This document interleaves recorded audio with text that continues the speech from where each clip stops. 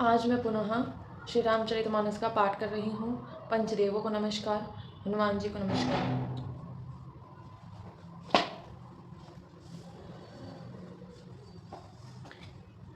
तब कामदेव के शत्रु स्वाभाविक ही सुजान कृपा निधान शिवजी मन में बहुत ही हर्षित हुए और बहुत प्रकार से पार्वती जी की बड़ाई करके फिर बोले, हे पार्वती, निर्मल रामचरितमानस की वह मंगलमयी कथा सुनो जिसे काकभूषणी ने विस्तार से कहा और पक्षियों के राजा गरुण जी ने सुना था। वह श्रेष्ठ संवाद जिस प्रकार हुआ वह मैं आगे कहूँगा। अभी तुम श्री रामचंद्र जी के अवतार का परम सुंदर और पवित्र पापनाशक चरित्र सुनो।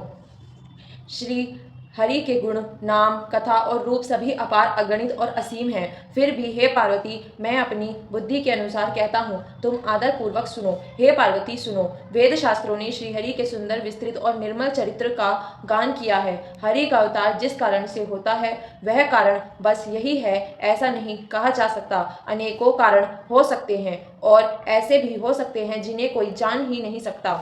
हे सियानी सुनो, हमारा मत तो यह है कि बुद्धि, मन और वाणी से श्री रामचंद्र जी की तर्कना नहीं की जा सकती। तथापि संत, मुनि, वेद और पुराण अपनी अपनी बुद्धि के अनुसार जैसा कुछ कहते हैं और जैसा कुछ कोई मेरी समझ में आता है, हे सुमुखी, वही कारण मैं तुमको सुनाता हूँ।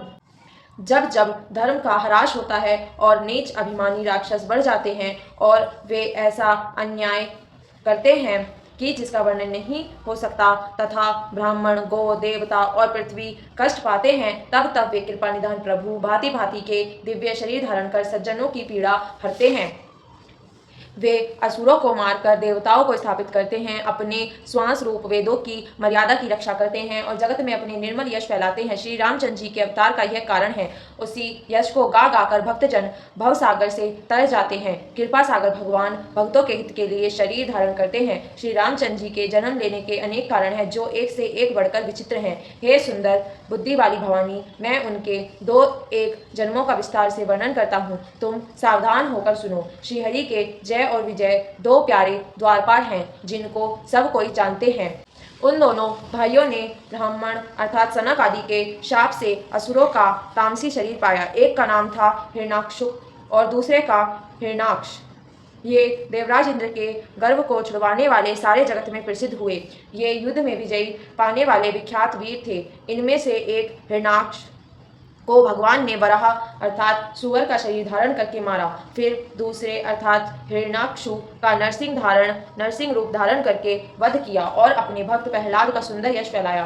वे ही दोनों जाकर देवताओं को जीतने वाले तथा बड़े योद्धा रावण और कुंभकर्ण नामक बड़े बलवान और महावीर राक्षस हुए, जिन्हें सारा जगत जानता है। भगवान के द्वारा मारे जाने पर भी वे हिरणाक्ष और हिरण्याक्षु इसीलिए मुक्त नहीं हुए कि ब्राह्मण के वचन अर्थात श्राप का प्रमाण 3 जन्म के लिए था। अतः एक बार उनके कल्याण के लिए भक्त प्रेमी भगवान ने फिर अवतार लिया। वहां उस अवतार में कश्यप और अदिति उनके माता पिता हुए, जो दशरथ और कौशल्या के नाम से प्रसिद्ध थे। एक कल्प में इस प्रकार अवतार लेकर उन्होंने संसार में पवित्र लीला की। एक कल्प में सब देवताओं को जलंधर दैत्य से युद्ध में हार जाने के कारण दुखी होकर शिवजी ने उसके साथ बड़ा घोर युद्ध किया, पर वह महाबली दैत्य मारे नहीं मरता था। उस दैत्यराज की स्त्री परम सती अर्थात बड़ी ही पवित्रता थी। उसी के प्रताप से त्रिपुरासुर जैसे अजय शत्रु का विनाश करने वाले शिवजी भी उस दैत्य को नहीं जीत सके। प्रभु ने छल से उस स्त्री का व्रत भंग कर देवताओं का काम किया। जब उस स्त्री ने यह भेद जाना, तब उसने क्रोध करके भगवान को श्राप दिया। लीला के भंडार कृपालु हरि ने उस स्त्री के श्राप को प्रमाणित किया, स्वीकार किया। वही जलंधर उस कल्प में रावण हुआ, जिसे श्री रामचंद्र जी ने युद्ध में मारकर परम पद दिया। एक जन्म का कारण यह था जिससे श्री रामचंद्र जी ने मनुष्य देह धारण किया। हे भरद्वाज मुनि सुनो, प्रभु के प्रत्येक अवतार की कथा का कवियों ने नाना प्रकार से वर्णन किया है। एक बार नारद जी ने शाप दिया, अतः एक कल्प में उनके लिए अवतार हुआ। यह बात सुनकर पार्वती जी बड़ी चकित हुई और बोली कि नारद तो विष्णु भक्त और ज्ञानी है, मुनि ने भगवान को श्राप किस कारण से दिया? लक्ष्मीपति भगवान ने उनका क्या अपराध किया था? हे पुरारी अर्थात शंकर जी, यह कथा मुझसे कहिए। मुनि नारद के मन में मोह होना बड़े आश्चर्य की बात है। तब महादेव ने हंसकर कहा, ना कोई ज्ञानी है ना कोई मूर्ख। श्री रघुनाथ जी जब जिसको जैसा करते हैं वह उसी क्षण वैसा ही हो जाता है। याज्ञवल्क्य जी कहते हैं, हे भरद्वाज, मैं श्री रामचंद्र जी के गुणों की कथा कहता हूँ, तुम आदर से सुनो। तुलसीदास जी कहते हैं, मान और मद को छोड़कर आवागमन का नाश करने वाले रघुनाथ जी को भजो। हिमालय पर्वत में एक बड़ी पवित्र गुफा थी, जिसके समीप ही सुंदर गंगा जी बहती थी। वह परम पवित्र सुंदर आश्रम देखने पर नारद जी के मन को बहुत ही सुहावना लगा। पर्वत, नदी, वन के सुंदर विभागों को देखकर नारद जी का लक्ष्मीकांत भगवान के चरणों में प्रेम हो गया। भगवान का स्मरण करते ही उस अर्थात नारद मुनि के शाप की जो शाप उन्हें दक्ष प्रजापति ने दिया था और जिसके कारण वे एक स्थान पर नहीं ठहर सकते थे, गति रुक गई और मन में स्वाभाविक ही निर्मल होने से उनकी समाधि लग गई। नारद मुनि की यह तपोमयी स्थिति देखकर देवराज इंद्र डर गया। उसने कामदेव को बुलाकर उसका आदर सत्कार किया और कहा कि मेरे हित के लिए तुम अपने सहायक को सहित नारद की समाधि भंग करने को जाओ। यह सुनकर मीन ध्वज कामदेव मन में प्रसन्न होकर चला। इंद्र के मन में यह डर हुआ कि देवर्षि नारद मेरी पुरी अर्थात अमरावती का निवास राज्य चाहते हैं। जगत में जो कामी और लोभी होते हैं वे कुटिल कोए की तरह सबसे डरते हैं। जैसे मूर्ख कुत्ता सिंह को देखकर सूखी हड्डी लेकर भागे और वह मूर्ख यह समझे कि कहीं इस हड्डी को सिंह छीन न ले, वैसे ही इंद्र को नारद जी मेरा राज्य छीन लेंगे ऐसे सोचते लाज नहीं आई। जब कामदेव उस आश्रम में गया तब उसने अपनी माया से वहां वसंत ऋतु को उत्पन्न किया। तरह तरह के वृक्षों पर रंग बिरंगे फूल भी खिल गए, उन पर कोयले कूकने लगी और भौरे गुंजार करने लगे। काम अग्नि को भड़कवाने वाले 3 प्रकार की शीतल, मंद और सुगंध सुहावनी हवा चलने लगी। रंभा आदि नव युवती देवगनाएं जो सबकी सब काम कला में निपुण थी, वे बहुत प्रकार की तानों की तरंग के समान गाने लगी और हाथ में गेंद लेकर नाना प्रकार के खेल खेलने लगी। कामदेव अपने इन सहायकों को देखकर बहुत प्रसन्न हुआ और फिर उनमें नाना प्रकार के माया जाल किए, परंतु कामदेव की कोई भी कला मुनि पर असर न कर सकी। तब तो पापी कामदेव अपने ही नाश की भय से डर गया। लक्ष्मीपति भगवान जिसके बड़े रक्षक हो, भला उसकी सीमा अर्थात मर्यादा को कोई दबा सकता है। तब अपने सहायकों समेत कामदेव ने बहुत डरकर और अपने मन में हार मानकर बहुत ही आर्त अर्थात दीन वचन कहते हुए मुनि के चरणों को जा पकड़ा। नारद जी के मन में कुछ भी क्रोध न आया। उन्होंने प्रिय वचन कहकर कामदेव का समाधान किया। तब मुनि के चरणों में सिर नवाकर और उनकी आज्ञा पाकर कामदेव अपने सहायकों सहित लौट गया। कामदेव इंद्र की सभा में जाकर उसने मुनि की सुशीलता और अपनी करतूत सब कही, जिसे सुनकर सबके मन में आश्चर्य हुआ और उन्होंने मुनि की बढ़ाई करके श्री हरि को सर नवाया। तब नारद जी शिव जी के पास गए। उनके मन में इस बात का अहंकार हो गया कि हमने कामदेव को जीत लिया। जिन्होंने कामदेव के चरित्र शिव जी को सुनाए और कामदेव ने उस अर्थात नारद को अत्यंत प्रिय जानकर इस प्रकार शिक्षा दी, हे मुनि, मैं तुमसे बार बार विनती करता हूँ कि जिस तरह यह कथा तुमने मुझे सुनाई है उस तरह भगवान श्री हरि को कभी मत सुनाना। चर्चा भी चले तब भी इसको छिपा जाना। यद्यपि शिवजी ने यह हित की शिक्षा दी पर नारद जी को यह अच्छी न लगी। हे भरद्वाज, जो कौतुक अर्थात तमाशा सुनो, हरि की इच्छा बड़ी बलवान है। श्री रामचंद्र जी जो करना चाहते हैं वही होता है, ऐसा कोई नहीं जो उसके विरुद्ध कर सके। श्री शिव जी के वचन नारद जी के मन को अच्छे नहीं लगे। तब वे वहां से ब्रह्मलोक के चल दिए। एक बार गान विद्या में निपुण मुनिनाथ नारद जी हाथ में सुंदर वीणा लिए श्री हरि गुण गाते हुए क्षीर सागर को गए, जहाँ वेदों के मस्तक स्वरूप मूर्तिमान वेदांत तत्व लक्ष्मी निवास भगवान नारायण रहते हैं। रमा निवास भगवान उठकर बड़े आनंद से उनसे मिले और ऋषि अर्थात नारद जी के साथ आसन पर बैठ गए। चर अचर के स्वामी भगवान हंसकर बोले, हे मुनि, आज आपने बहुत दिनों पर दया की। यद्यपि शिवजी ने उन्हें पहले से ही बरज रखा था तो भी नारद जी ने कामदेव का सारा चरित्र भगवान को कह सुनाया। श्री रघुनाथ जी की माया बड़ी ही प्रबल है। जगत में ऐसा कौन जन्मा है जिसे वह मोहित न कर दे। भगवान रुखा मुंह करके कोमल वाणी बोले, हे मुनिराज, आपका स्मरण करने से दूसरों के मोह, काम, मद और अभिमान मिट जाते हैं। फिर आपके लिए तो कहना ही क्या है। हे मुनि सुनिए, मोह तो उनके मन में होता है जिनके हृदय में ज्ञान वैराग्य नहीं है। आप तो ब्रह्मचर्य व्रत में तत्पर और बड़े धीर बुद्धि हैं, भला कहीं आपको भी कामदेव सता सकता है। नारद जी ने अभिमान के साथ कहा, भगवान, यह सब आपकी कृपा है, कृपा निधान। भगवान ने मन में विचार देखा कि इनके मन में गर्व के भारी वृक्ष का अंकुर पैदा हो गया है। मैं उसे तुरंत ही उखाड़ फेंकूंगा, क्योंकि सेवकों का हित करना हमारा प्रण है। मैं अवश्य ही वह उपाय करूंगा जिससे मुनि का कल्याण और मेरा खेल हो। तब नारद जी भगवान के चरणों में सर नवाकर चले, जिसके हृदय में अभिमान और भी बढ़ गया। तब लक्ष्मीपति भगवान ने अपनी माया को प्रेरित किया। अब उनकी कठिन करनी सुनो। उस हरि माया ने रास्ते में 100 योजन अर्थात 400 कोस का एक नगर रचा। उस नगर की भांति भांति की रचनाएं लक्ष्मी निवास भगवान विष्णु के नगर वैकुंठ से भी अधिक सुंदर थी। उस नगर में ऐसे सुंदर नर नारी बसते थे मानो बहुत से कामदेव और उनकी स्त्री रति ही मनुष्य शरीर धारण किए हुए हों। उस नगर में शील निधि नाम का राजा रहता था, जिसके यहाँ असंख्य घोड़े, हाथी और सेना के समूह थे। उसका वैभव और विलास 100 इंद्र के समान था। वह रूप, तेज, बल और नीति का घर था। उसके विश्व मोहिनी नाम की एक ऐसी रूपवती कन्या थी जिसके रूप को देखकर लक्ष्मी जी भी मोहित हो जाएं। वह सब गुणों की खान भगवान की माया ही थी। इसकी शोभा का वर्णन कैसे किया जा सकता है। वह राजकुमारी स्वयंवर करना चाहती थी, इससे वहां अगणित राज्य राजा आए हुए थे। खिलवाड़ी मुनि नारद जी उस नगर में गए और नगर वासियों से उन्होंने सवाल पूछा। सब समाचार सुनकर वे राजा के महल में आए। राजा ने पूजा करके मुनि को आसन पर बैठाया। फिर राजा ने राजकुमारी को लाकर नारद जी को दिखलाया। फिर पूछा कि हे नाथ, आप अपने हृदय में विचार करके इसके सब गुण दोष कहिए। उनके रूप को देखकर मुनि वैराग्य भूल गए और बड़ी देर तक उनकी ओर देखते ही रह गए। उनके लक्षण देखकर मुनि अपने आप को भी भूल गए और हृदय में हर्षित हुए, पर प्रकट रूप में उन लक्षणों को नहीं कहा। लक्षणों को सोचकर वे मन में कहने लगे कि जो इसे ब्याह करेगा वह अमर हो जाएगा और रणभूमि में कोई इससे उसे जीत न सकेगा। यह शील निधि की कन्या जिसको वरेगी, सब चर अचर जीव उसकी सेवा करेंगे। सब लक्षणों को विचार कर मुनि ने अपने हृदय में रख लिया और राजा से कुछ अपनी ओर से बनाकर कह दिया। राजा से लड़की के सुलक्षण कहकर नारद जी चल दिए, पर उनके मन में यह चिंता थी कि मैं जाकर सोच विचार कर वह अब वही उपाय करूं जिससे यह कन्या मुझे ही वरे। उस समय जब तब से तो कुछ नहीं हो सकता। हे विधाता, मुझे यह कन्या किस तरह मिलेगी। उस समय तो बड़ी भारी शोभा और विशाल सुंदर रूप चाहिए, जिसे देखकर राजकुमारी मुझ पर रीझ जाए और तब जयमाला मेरे गले में ही डाल दे। एक काम करूं कि भगवान से सुंदरता मांगूं, पर भाई उनके पास जाने में तो बहुत देर हो जाएगी, किंतु श्रीहरि के समान मेरा हेतु भी कोई नहीं है, इसीलिए इस समय वे ही मेरे सहायक हों। उस समय नारद जी ने भगवान की बहुत प्रकार से विनती की। तब लीला में कृपालु प्रभु वहीं प्रकट हो गए। स्वामी को देखकर नारद जी के नेत्र शीतल हो गए और वे मन में बड़े ही हर्षित हुए कि अब तो काम बन ही जाएगा। नारद जी ने बड़े आर्त तथा दीन होकर सब कथा कह सुनाई और प्रार्थना की कि कृपा कीजिए और कृपा करके मेरे सहायक बनिए। हे प्रभु, आप अपना रूप मुझको दीजिए और किसी प्रकार मैं उस राजकन्या को नहीं पा सकता। हे नाथ, जिस तरह मेरा हित हो आप वही शीघ्र कीजिए। मैं आपका दास हूँ। अपनी माया का विशाल बल देख दीन दयालु भगवान मन ही मन हंसकर बोले, हे नारद जी सुनो, जिस प्रकार आपका परम हित होगा हम वही करेंगे, दूसरा कुछ नहीं। हमारा वचन असत्य नहीं होता।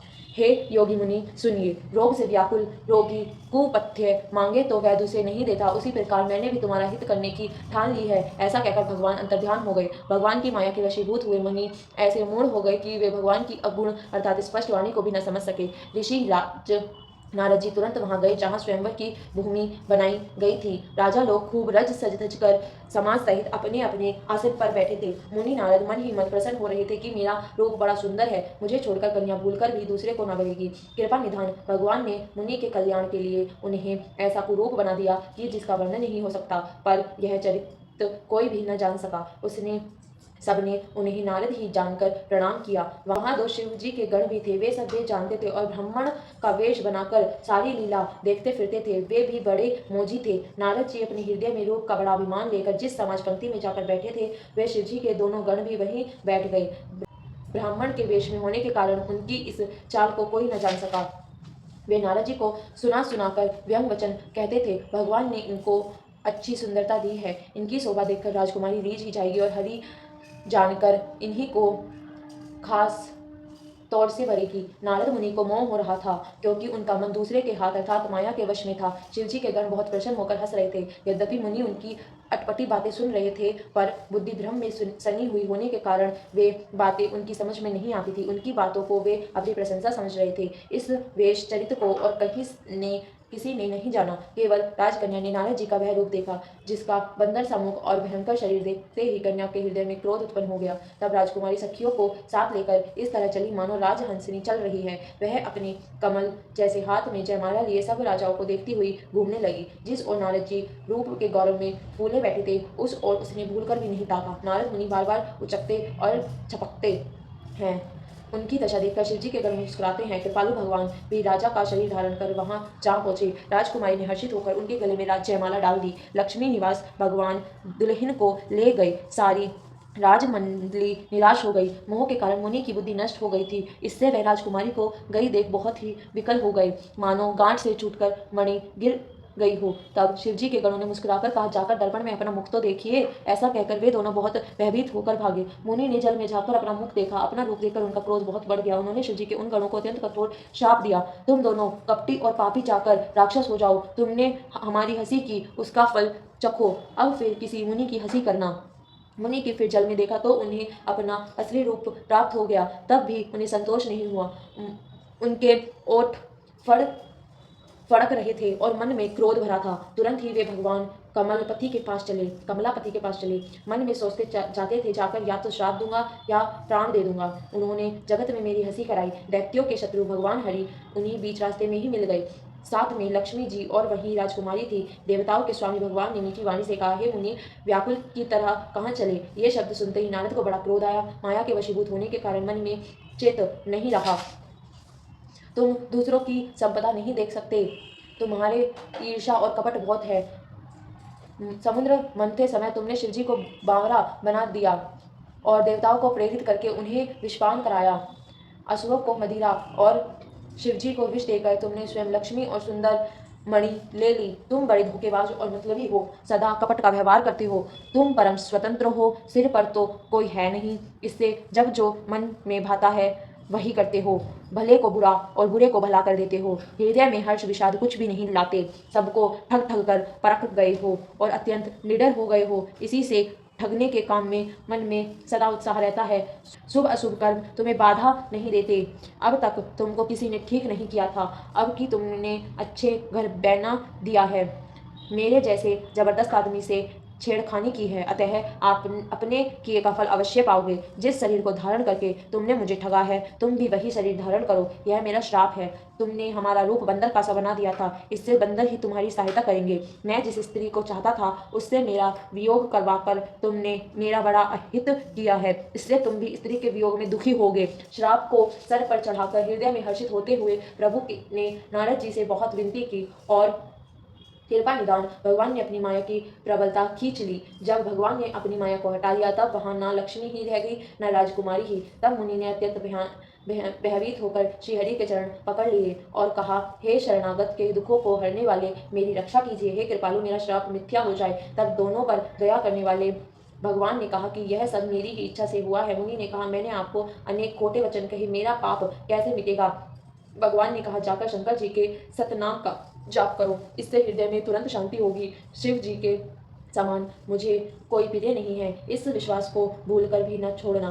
हे मुनि, पुरारी शिव जी जिस पर कृपा नहीं करते वह मेरी भक्ति नहीं पाते। हृदय में ऐसा निश्चय करके जाकर पृथ्वी पर विचरो। अब मेरी माया तुम्हारे निकट नहीं आवेगी। बहुत प्रकार से मुनि को समझा बुझाकर तब प्रभु अंतर्ध्यान हो गए और नारद जी श्री रामचंद्र जी के गुणों का गान करते हुए सत्यलोक अर्थात ब्रह्मलोक को चले। शिव जी के गणों ने जब मुनि को मोह रहित और मन में बहुत प्रसन्न होकर मार्ग से जाते हुए देखा, तब वे अत्यंत भयभीत होकर नारद जी के पास आए और उनके चरण पकड़कर दीन वचन बोले, हे मुनिराज, हम ब्राह्मण नहीं हैं, शिवजी के गण हैं। हमने बड़ा अपराध किया जिसका फल हमने पा लिया। हे कृपालु, आप शाप दूर करने की कृपा कीजिए। दीनों पर दया करने वाले नारद जी ने कहा, तुम दोनों जाकर राक्षस हो, तुम्हें महान ऐश्वर्य, तेज और बल की प्राप्ति हो। तुम अपनी भुजाओं के बल से जब सारे विश्व को जीत लोगे तब भगवान विष्णु मनुष्य का शरीर धारण करेंगे। युद्ध में श्रीहरि के हाथ से तुम्हारी मृत्यु होगी, जिससे तुम मुक्त हो जाओगे, फिर संसार में जन्म नहीं लोगे। वह दोनों मुनि के चरणों में सिर नवाकर चले और समय पाकर राक्षस हुए।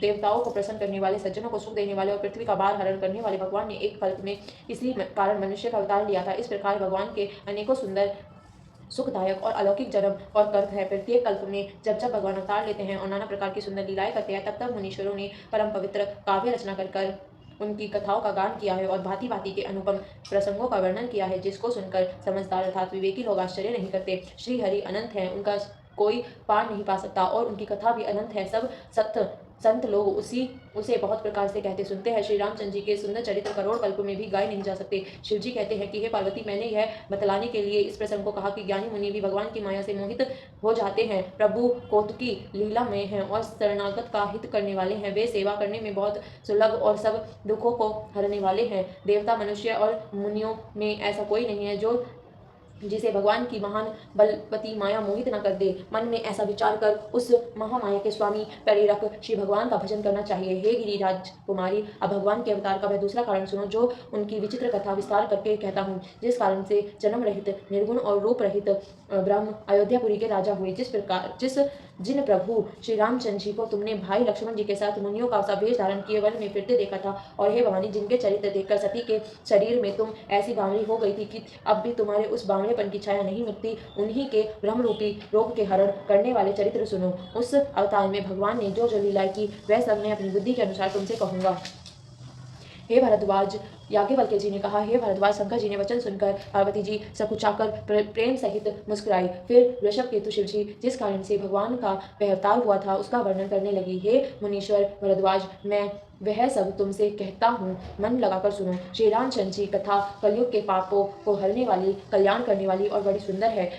स्वायंभु मुनि और उनकी पत्नी शत्रुपा, जिससे मनुष्यों की यह अनुपम सृष्टि है, इन दोनों पति पत्नी के धर्म और आचरण बहुत अच्छे थे। आज भी वेद इनकी मर्यादा का गान करते हैं। राजा उत्तानपाद जिनके पुत्र हरिभक्त ध्रुव जी हुए, उन मुनि जी के छोटे लड़के का नाम प्रियव्रत था, जिसकी प्रशंसा वेद और पुराण करते हैं। पुनः देवह्यूति उनकी कन्या थी, जो कर्दम मुनि की प्यारी पत्नी हुई, और जिन्होंने आदि देव, दीनों पर दया करने वाले समर्थ एवं दयालु भगवान कपिल को गर्भ में धारण किया। तत्वों का विचार करने में अत्यंत निपुण जिन कपिल भगवान ने असंख्य शास्त्र का प्रकट रूप में वर्णन किया, उन मुनि ने बहुत समय तक राज्य किया और सब प्रकार से भगवान की आज्ञा रूप शास्त्रों की मर्यादा का पालन किया।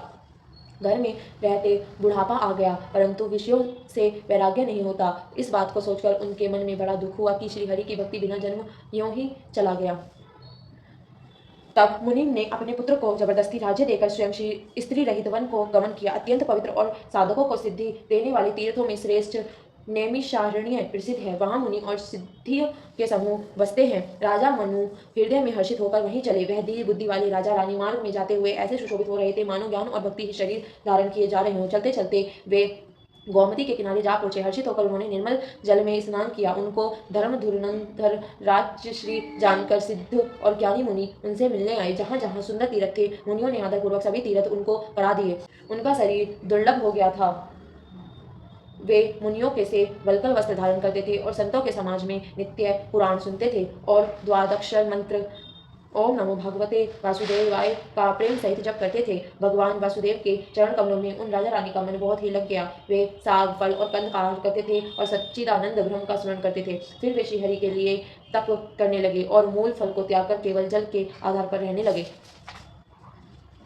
हृदय में निरंतर यही अभिलाषा हुआ करती थी, हम अर्थात कैसे उन परम प्रभु को आंखों से देखे जो निर्गुण, अखंड, अनंत और अनादि हैं, और परमार्थवादी ब्रह्मज्ञानी तत्ववेता लोग जिनका चिंतन किया करते हैं, जिन्हें वेद नेति नेति यह भी नहीं कहकर निपुण करते हैं, जो आनंद स्वरूप उपाधि रहित और अनुपम है, एवं जिनके अंश से अनेकों शिव, ब्रह्म और विष्णु भगवान प्रकट होते हैं। ऐसे मान प्रभु भी सेवक के वश में हैं और भक्तों के लिए दिव्य लीला विग्रह धारण करते हैं। यदि वेदों में यह वचन सत्य कहा है तो हमारी अभिलाषा भी अवश्य पूरी होगी। इस प्रकार जल का आहार करके तप करते 6000 वर्ष बीत गए। फिर 7000 वर्ष के वे वायु के आधार पर रहे।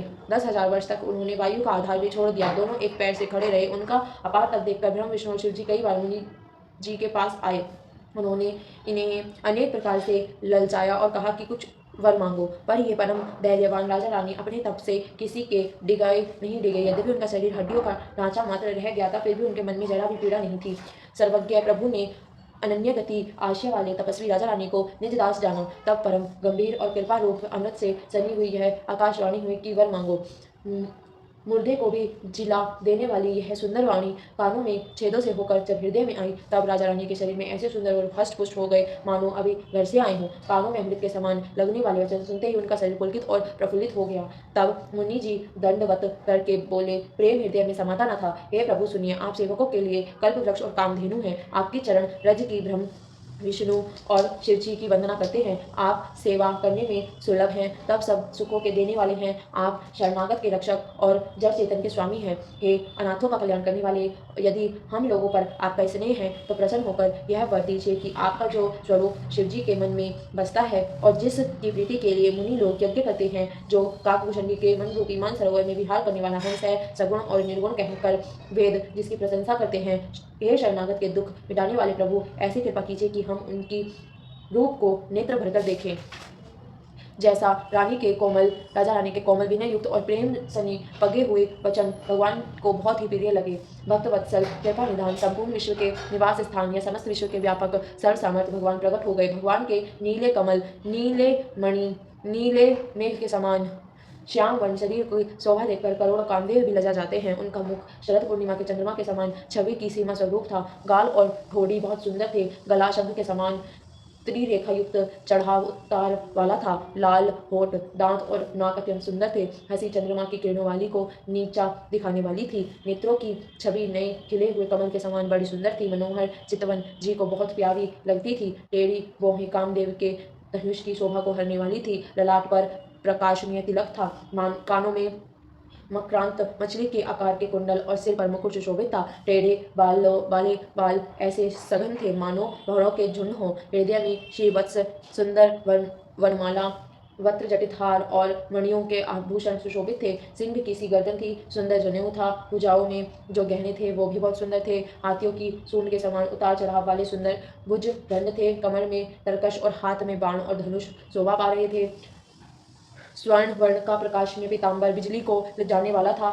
पेट पर सुंदर 3 रेखाएं त्रिवाली थी। नाभि ऐसे मनोहर थी मानो यमुना जी के भंवरों की छवि को छीन लेती हूँ, जिनमें मुनियों के मन रूपी भंवरे बसे हैं। भगवान के उन चरण कमलों का तो वर्णन ही नहीं किया जा सकता। भगवान के बाएं भाग में सदा अनुकूल रहने वाली शोभा की राशि जगत की मूल कारण रूपा आदि शक्ति श्री जानकी जी शोभित हैं, जिनके अंश से गुणों की खान अगीनत लक्ष्मी, पार्वती जी और ब्रह्माणी त्रिदेवी की शक्तियाँ उत्पन्न होती हैं तथा जिनकी बाहें के इशारे से ही जगत की रचना हो जाती है, वही भगवान की स्वरूपा शक्ति श्री सीता जी श्री रामचंद्र जी की बाईं ओर स्थित हैं। शोभा के सुंदर श्री हरि के रूप को देखकर मन्नु शत्रुपा नेत्रों में पट अर्थात पलके रोके हुए एक टक रह गए। उस अनुपम रूप को वे आदर सहित देख रहे थे और देखते देखते अगाते ही न थे। आनंद के अधिक वश में हो जाने के कारण उन्होंने अपने देह की सुधि भूल गए। वे हाथों से भगवान के चरण पकड़कर दंड की तरह सीधे भूमि पर गिर पड़े। कृपा की राशि प्रभु ने अपने कर कमलों से उनके मस्तक का स्पर्श किया और उन्हें तुरंत ही उठा लिया। फिर कृपा निधान भगवान बोले, मुझे अत्यंत प्रसन्न जानकर और बड़ा भारी दानी मानकर जो मन को भाई वही वर मांग लो। प्रभु के वचन सुनकर दोनों हाथ जोड़कर और धीरज धरकर राजा ने कोमल वाणी कही, हे नाथ, आपके चरण कमलों को देखकर अब हमारी सारी मनोकामनाएं पूरी हो गई। फिर भी मन में एक बड़ी लालसा है, उसका पूरा होना सहज भी है और अत्यंत कठिन भी। इसी से उसे कहते नहीं बनता। हे स्वामी, आपके लिए तो उनका पूरा करना बहुत सहज है, पर मुझे अपनी दीनता के कारण वह अत्यंत कठिन मालूम होता है। जैसे कोई दरिद्र कल्प वृक्ष को पाकर भी अधिक द्रव्य मांगने से संकोच करता है क्योंकि वह उसके प्रभाव को नहीं जानता, वैसे ही मेरे हृदय में संशय हो रहा है। हे स्वामी, आप अंतर्यामी हैं, इसीलिए उसे जानते ही हैं। मेरा वह मनोरथ पूरा कीजिए। भगवान ने कहा, हे राजन, संकोच छोड़कर मुझसे मांगो। तुम्हें न दे सकूं ऐसा मेरे पास कुछ भी नहीं है। राजा ने कहा, हे दानियों के शिरोमणि, हे कृपा निधान, हे नाथ, मैं अपने मन का सच्चा भाव कहता हूँ कि मैं आपके समान पुत्र चाहता हूँ। प्रभु से भला क्या छिपाना। राजा की प्रीति देखकर और उनके अमूल्य वचन सुनकर कृपा निधान भगवान बोले, ऐसे ही हो। हे राजा, मैं अपने समान दूसरा कहाँ जाकर खोजूं, अतः स्वयं ही आकर तुम्हारा पुत्र बनूंगा। सत रूपा जी हाथ जोड़कर जोड़े देखकर भगवान ने कहा, हे देवी, तुम्हारी जो इच्छा हो सो वर मांग लो। शत्रुपा ने कहा, हे नाथ, चतुर राजा ने जो वर मांगा है कृपालु, वह मुझे बहुत ही प्रिय लगा, परंतु हे प्रभु, बहुत डिकाई हो रही है। यद्यपि हे भक्त हित करने वाले, वह डिकाई भी आपको अच्छी ही लगती है। आप ब्रह्मा आदि के भी पिता, उत्पन्न करने वाले, जगत में स्वामी और सबके हित के भीतर की जानने वाले ब्रह्म हैं। ऐसा समझने पर मन में संदेह होता है कि फिर भी प्रभु ने जो कहा कि सत्य हो वही सत्य हो। मैं तो यह मांगती हूँ कि हे नाथ, आपके जो निज जन हैं, वे जो अलौकिक अखंड सुख पाते हैं और जिस परम गति को प्राप्त होते हैं, ए प्रभु, वही सुख, वही गति, वही भक्ति, वही अपने चरणों में प्रेम, वही ज्ञान और वही रहन सहन कृपा करके हमें दीजिए। रानी की कोमल, गूढ़ और मनोहर श्रेष्ठ वाक्य रचना सुनकर कृपा के समुद्र भगवान कोमल वचन बोले, तुम्हारे मन में जो कुछ इच्छा है वह सब मैंने तुमको दे दिया, इससे कोई संदेह न समझना। हे माता, मेरी कृपा से तुम्हारा अलौकिक ज्ञान कभी नष्ट न होगा। तब मुनि ने भगवान के चरणों की वंदना करके फिर कहा, हे प्रभु, मेरी एक विनती और है। आपके चरणों में मेरी वैसी ही प्रीति हो जैसे पुत्र के लिए पिता की होती है। चाहे मुझे कोई बड़ा भारी मूर्ख ही क्यों ना कहे, जैसे मणि के बिना सांप और जल के बिना मछली, वैसे ही मेरा जीवन आपके अधीन रहे। ऐसा वर मांगकर राजा भगवान के चरण पकड़े रह गए। तब दया के निधान भगवान ने कहा, ऐसा ही हो। अब तुम मेरी आज्ञा मानकर देवराज इंद्र की राजधानी अमरावती में जाकर वास करो। हे तात, वहाँ स्वर्ग के बहुत से भोग भोग कर कुछ काल बीत जाने पर तुम अवध के राजा होगे। तब मैं तुम्हारा पुत्र होऊंगा। इच्छा निमित्त मनुष्य रूप सजकर मैं तुम्हारे घर प्रकट होऊंगा। हे तात, मैं अपने अंशों सहित देह धारण करके भक्तों को सुख देने वाला चरित्र करूंगा। जिस चरित्र को बड़े भाग्यशाली और मनुष्य आदर सहित सुनकर ममता और मद त्याग कर भव सागर से तर जाएंगे। आदि शक्ति है मेरी स्वरूप भूता माया भी, जिसने जगत को उत्पन्न किया है, अवतार लेगी। इस प्रकार मैं तुम्हारी अभिलाषा पूरी करूंगा। मेरा प्राण सत्य है, सत्य है, सत्य है। कृपा निधान भगवान बार बार ऐसा कहकर अंतर्ध्यान हो गए। वे स्त्री पुरुष राजा रानी भक्तों पर कृपा करने वाले भगवान को हृदय में धारण करके कुछ काल तक उस आश्रम में रहे। फिर उन्होंने समय पाकर सहज ही बिना किसी कष्ट के शरीर छोड़कर अमरावती इंद्र की पुरी में जाकर वास किया। याज्ञवल्क्य जी कहते हैं, हे भरद्वाज, इस अत्यंत पवित्र इतिहास को शिवजी ने पार्वती जी से कहा था। अब श्री राम जी के अवतार लेने का दूसरा कारण सुनो। जय श्री राम।